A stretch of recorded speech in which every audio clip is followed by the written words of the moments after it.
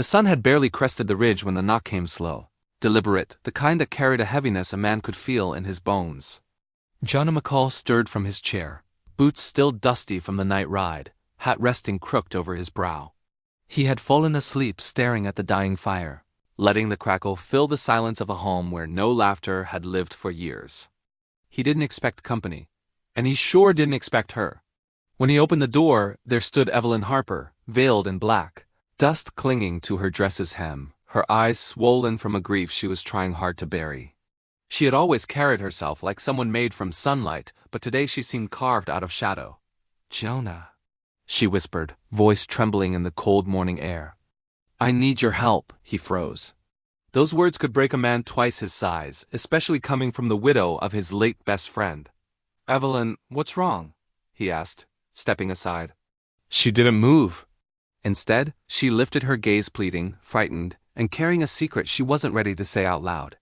"I need one last ride. With you, today." The words settled on him like falling ash. One last ride. Jonah's pulse tightened. The last time she had asked those words, her husband, Sheriff William Harper, had been lowering his badge on the kitchen table, preparing to ride out for the ambush that took his life. Jonah had ridden with him. Jonah had returned alive. William had not. And now the widow stood at Jonah's door asking the same thing but without telling him why. Jonah stepped onto the porch, letting the wind rustle through the pines around the cabin. "Evelyn," he said slowly, "if you're in trouble, you need to tell me what kind." She swallowed hard. "I will, on the trail. But not here, please. Jonah, there's no one else I can trust." Her words broke whatever resistance he had left. He saddled his horse, Ashfall, a gray stallion with a scarred flank and a cautious gait born from years of outrunning danger. Evelyn climbed behind him, hands trembling as she held onto the back of his coat. It had been years since they'd been this close, years since Jonah had heard the softness of her breath near his shoulder. They rode out toward the eastern canyon, leaving town behind, passing fields of frost-kissed grass and stretches of lonely prairie. After a long silence, she finally spoke. "They're coming for me, Jonah." Every muscle in him tightened. "Who?" "The Hollow Creek Boys." Jonah's jaw clenched. That outlaw group was the kind of trouble that left towns burned and names carved on wooden crosses. "Why?" he asked. She reached into her satchel, hesitated, then handed him a folded piece of paper. Jonah kept the reins in one hand and opened the note with the other. A name stared back at him. William Harper. His heart lurched. "It's Will's handwriting," Evelyn said quietly. Jonah felt the paper shake slightly in her hands. "This was delivered last night. Someone slipped it under my door." Jonah forced himself to read the words. "Evu, if this reaches you, it means things went wrong. The man I trusted betrayed us. Do not stay in town. Ride to the canyon. Find a lockbox under the stone ledge. And trust Jonah. Only Jonah." Well, Jonah felt the world tilt beneath him. Will had written this before his final ride, before the ambush. He fought to keep his voice steady. "Evu, why didn't you show this to the new sheriff?" "Because..." She swallowed. "Because the new sheriff is the man Will didn't name." Jonah felt the breath leave his chest. "That ambush wasn't just a robbery gone wrong," she whispered. "Will found something powerful enough to scare a man into murdering a sheriff and making it look like outlaw business." The canyon widened before them, red stone cliffs rising like ancient guardians. Jonah slowed the horse. "So you think the Hollow Creek Boys are coming for the same thing Will hid?" She nodded. "And for me." "Because they believe I know where it is." Jonah squeezed the reins. "Then I'll get you out of this." Her voice cracked. "I didn't come to run, Jonah. I came to finish what Will started." The wind gusted through the canyon, whirling dust around them as Jonah guided Ashfall toward the ledge. "There," Evelyn pointed. Under that stone. Jonah dismounted, hands still shaking slightly from the weight of the moment. He knelt, moved aside the weathered slab, and uncovered a rusty metal lockbox sealed with an iron latch. Evelyn approached slowly. "Open it." Jonah took a breath, snapped the latch, and lifted the lid. Inside lay a leather-bound journal, a bullet casing carved with a symbol Jonah recognized, and a badge Will's original, the one he never wore that night. Evelyn gasped softly. "Jonah, look."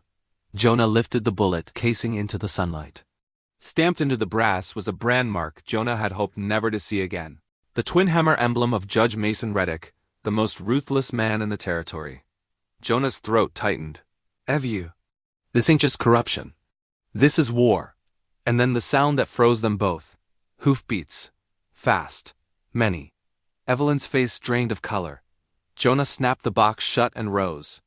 At the bend of the canyon, dark silhouettes appeared, 6 riders, dust pluming behind them, rifles glinting. Evelyn gripped Jonah's arm. Jonah, they found us. Jonah stepped in front of her, jaw hardening, eyes locked on the riders bearing down like a storm. Evie, he said softly, stay behind me. The first outlaw lifted his rifle. Jonah reached for his gun, and the moment stretched, breathless, silent, full of the past coming back all at once. The riders were 30 yards away when the leader shouted, There they are! Take the widow alive! Shoot the cowboy! Evelyn gasped. Jonah raised his weapon. The canyon echoed with the first gunshot, and the battle for the truth began. The gunshot cracked across the canyon like lightning, splitting the sky. Jonah shoved Evelyn behind a boulder just as bullets sparked against the stone around them. Ashfall reared, startled, before bolting toward the far end of the canyon for safety. Dust filled the air, choking, swirling, turning the world into a blur of shadows and muzzle flashes. Jonah crouched low, firing 2 shots toward the riders, forcing them to scatter. Stay down. He called over the ringing thunder of rifles. Evelyn clutched the lockbox against her chest, breath trembling, eyes wide with fear and something else, faith that Jonah had saved for her long before this moment. The riders fanned out, using the canyon walls as cover. Jonah counted 6. No, 7 now. Reinforcements. He cursed under his breath. One outlaw shouted, Bring the box. Kill the cowboy. Jonah fired again, keeping them pinned, but he knew this cover wouldn't last. The canyon narrowed 100 yards behind them. If they could just reach that, they'd have a chance to slip away. He turned to Evelyn. We move on my word, not before. She nodded, gripping the box like it held her husband's spirit. Jonah scanned the canyon walls. A narrow ledge curved upward to a small ridge, dangerous, but climbable. Up there, he said. We take the high ground. Evelyn's voice wavered. Jonah. I'm not sure I can. You can. His voice softened. Evu, you've survived more than any of them ever will. Trust me. Her breath steadied. She nodded. Jonah waited for the next lull in gunfire, a heartbeat's worth of silence, and grabbed her hand. Now! They ran. Bullets kicked up dirt around their boots as they sprinted toward the ledge. A ricochet tore through Jonah's coat but missed flesh by an inch. He didn't flinch. He shoved Evelyn upward, hands braced beneath her feet as she climbed. Dust rained on him as the outlaws fired again, striking the rocks inches from her boots. Hurry! Jonah urged. She reached the top and turned, reaching down. Jonah leapt, her fingers clutching his wrist, hauling him up with strength she didn't know she had. They scrambled behind a cluster of rocks on the ridge, breathless but alive. From here Jonah had a better angle. The outlaws were exposed riders clustered below, scanning for movement. Jonah steadied his gun and fired. One outlaw fell from his saddle. Evelyn flinched. Jonah felt her hand tremble near his elbow. I'm sorry, she whispered. I didn't want anyone killed. War don't wait for what we want, Jonah murmured, eyes still locked on the canyon floor. But I'll end this with as little blood as I can. For you? A shot whistled overhead, forcing them lower. Jonah, Evelyn whispered, why would Will tell me to trust only you? Jonah knew the answer, knew it too well. But this wasn't the moment to say it. Will knew I'd protect you even if it cost me everything. Her eyes softened with something that made his chest ache, not pity, not sadness, something deeper. The outlaws regrouped, riding hard toward the ridge trail that would bring them up behind Jonah and Evelyn. They're trying to flank us, Jonah said. We need to move. Move where? Evelyn asked. Jonah scanned the horizon. The canyon opened into a steep drop on the opposite side, leading into a valley choked with pines. If we can get through the timber, they'll lose the trail. And if we don't? Jonah holstered his gun and took her hand again. Evie, I'm not letting them take you. She nodded, swallowing the fear that kept trying to claw its way up her throat. They hurried along the ridge, slipping over loose shale and crumbling stone. The sunrise cast long shadows across the canyon, painting the world in streaks of gold and blood red. Evelyn clutched the box tight. Jonah, she whispered, what's in this lockbox that's worth killing for? Jonah exhaled. Reddick's emblem. That carved casing, it means Will was tracing Reddick's dealings. Smuggling, bribery, maybe more. Whatever Will found, Reddick can't let it reach the governor. The name alone seemed to darken the air. Judge Mason Reddick, a man who hid cruelty behind iron laws. Who'd sent Jonah's brother to the gallows on false charges. Who had turned entire towns into graves. Evelyn shivered. Will always said Reddick had shadows following him. And one of those shadows got him killed, Jonah said. The sound of hooves behind them grew louder. The outlaws were climbing fast. "We need an exit," Evelyn whispered. Jonah spotted a narrow descent, steep and perilous, but survivable. There! Without hesitation, Jonah slid down first, boots scraping rock, hands gripping roots jutting from the cliffside. Evelyn followed, nearly losing her footing, but Jonah caught her waist before she fell. When they reached the forest floor, Jonah grabbed her hand. "Stay close." Branches whipped past them as they ran through the pines, gunfire echoing faintly behind them. The forest swallowed sound, swallowed light. For a moment, it felt like they had outrun danger, but the moment didn't last. A figure emerged, a head broad-shouldered, rifle in hand, face hidden by a dusty kerchief. Jonah's heart dropped. The outlaw leveled the rifle at Evelyn. "Drop the gun, McCall." Jonah froze, hands slowly raising. Evelyn clutched the lockbox to her chest, breathing hard. The outlaw stepped closer, voice low and raspy. "Judge Reddick sends his regards." Jonah's blood turned to ice. Evelyn gasped. "Reddick? He knows everything," the outlaw said. "Now hand over the box." Jonah's mind raced for options. None came. The outlaw's finger tightened on the trigger. Jonah stepped in front of Evelyn without thinking. "Take me," Jonah said. "Let her go." The outlaw chuckled darkly. "Judge don't want heroes. Just the truth buried." Jonah clenched his jaw. Then the forest shifted, a rustle, a whisper, and before Jonah could react, another shot rang out from the shadows. The outlaw jerked, staggered, and collapsed. Jonah whipped his gun toward the trees. "Who's there?" "Show yourself." Evelyn clung to his arm. A silhouette stepped from behind the pines, lean, weathered, limping slightly, but unmistakable. "Jonah," Evelyn whispered in disbelief. The man lowered his rifle, breath ragged. Jonah felt the world tilt. It was a face he'd mourned for years. A man buried by the law, a ghost in the eyes of the territory. The stranger whispered, voice cracking, "Brother, it's me." Jonah's heart stopped. It was Caleb McCall. The brother Jonah thought Judge Reddick had executed. Thanks for watching. Don't forget to like this video and subscribe for the thrilling conclusion. You won't want to miss what happens next. The canyon wind whipped through my coat as I faced Sheriff Royce on the ledge. The sun had bled into the horizon, casting long shadows that made his figure look almost monstrous. My fingers gripped the knife I'd taken from a fallen outlaw. Every muscle in my body screamed. Every breath a fight against the fear gnawing in my chest. "Drop it, Jonah," Royce said, his revolver steady.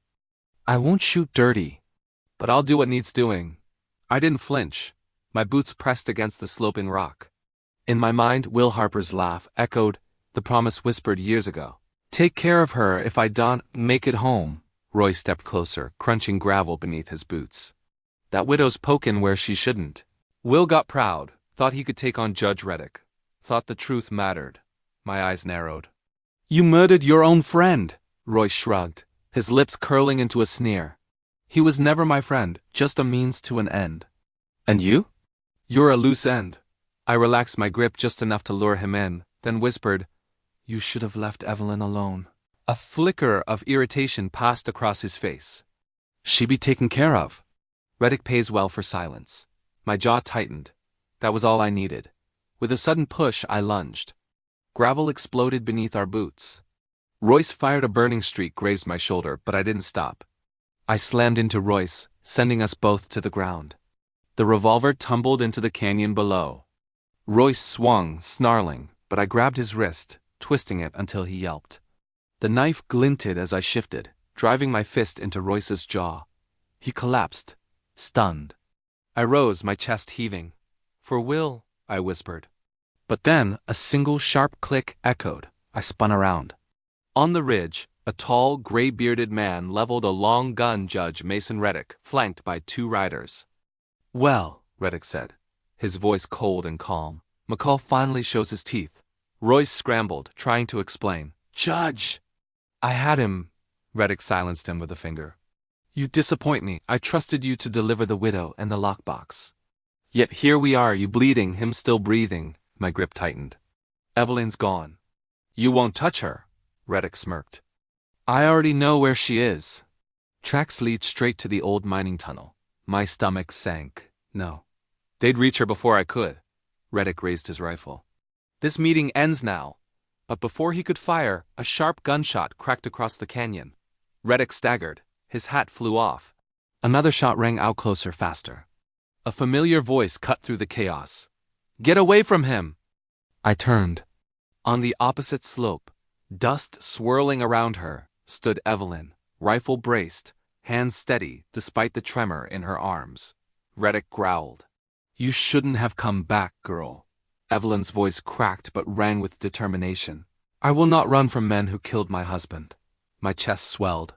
Pride, sorrow, love all at once. Reddick barked an order. His men raised their rifles. I hurled myself at Royce, dragging the fallen sheriff into the line of fire. Bullets struck. Dust and gravel sprayed. I grabbed the discarded revolver, firing twice. Down went two riders. Reddick reached for a hidden derringer, but I pressed my revolver to the man's chest. No more, I said, my voice cold. Reddick's eyes blazed.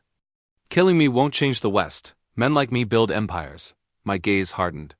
You built nothing but graves, I fired. Reddick stumbled backward, toppling over the canyon rim, swallowed by dust and silence. The wind carried the quiet. I lowered the gun, trembling. Evelyn ran to me, dropping her rifle and throwing herself into my arms. You came back, I whispered. I couldn't leave you. Not again, she sobbed. Together, we gathered the lockbox and climbed to the mining tunnel. Inside, I lit a lantern. The lockbox sat between us like a promise. Whatever's in here, it's what Will died for, I said. Evelyn touched the journal inside, its pages trembling. He knew they'd come for him. For us, I swallowed. He didn't die for nothing. And neither will we. We leaned into each other as dawn spilled gold through the tunnel entrance, painting hope across the walls. I took her hand. We ride back together, I said softly. One last ride. The way Will wanted, Evelyn nodded, her eyes shining. Together. And as we stepped into the new morning, the canyon behind us and the town ahead, I knew the trail would be hard. But for the first time in years, it felt like a trail worth riding.